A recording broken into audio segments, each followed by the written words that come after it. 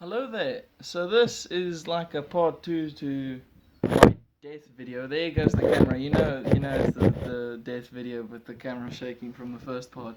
Um, there's just so much to cover on the topic. I had to end because of storage capacity, because there's just so much to break down. Um, like last time I spoke about how God had overcome death so many times. He has literally overpowered him.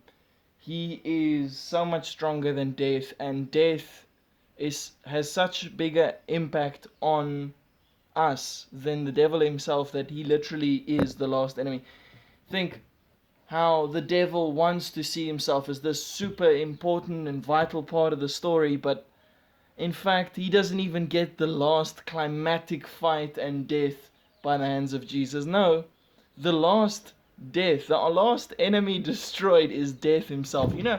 Like I said in the first one, it's mind breaking. Death dying. um, so that's just crazy. And it's also really awesome for us because that means literally death and everything that goes along with it will be gone forever.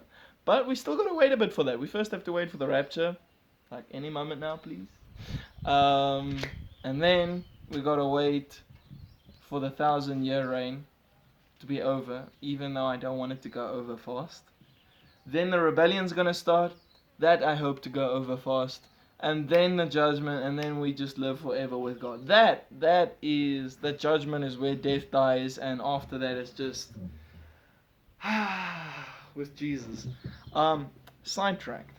I wanted to talk, but I didn't have time, about how Jesus has overcome death so many times, right?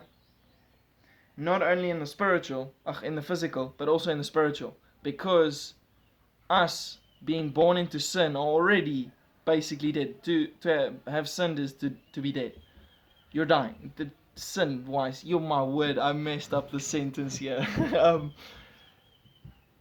The punishment for sin is death. There we go. Much more coherent sentence. Punishment for sin is death. We were born into sin, and the only way to actually get rid of everything 100% is through Jesus Christ, right? Now, Jesus Christ overcomes death again, not just by resurrecting people in the Bible back to life and people around the world with their testimonies back to life, but also by saving you and me, by giving us that chance and us being saved by His grace and His love and accepting His sacrifice and becoming His children.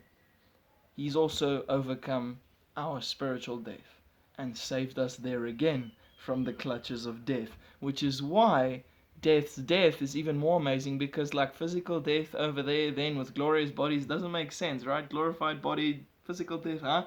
Spiritual death. And for those of you wondering like, oh no, it won't be possible or whatever, the likelihood of it being possible is very small, but I will bring up to you, we have room A, the fallen angels and the Nephilim. Look, they were in the presence of God. They were angels in the presence of God, and look what happened to them. So it's always important to stay humble. I'm going to do that in another video. I just got that now. Thank you, Lord. Uh, I also wanted to end with one last note how in the Bible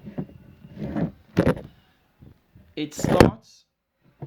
Let me hold it so it doesn't drop the whole time. It starts the creation with God, no devil, and no death.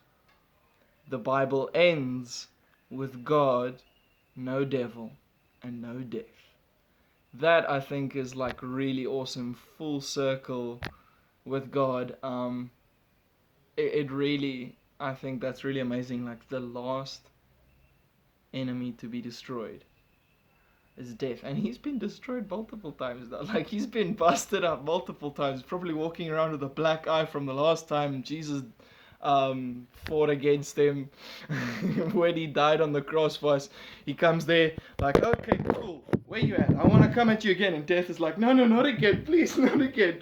I've seen enough with Lazarus and the other guys, please, no.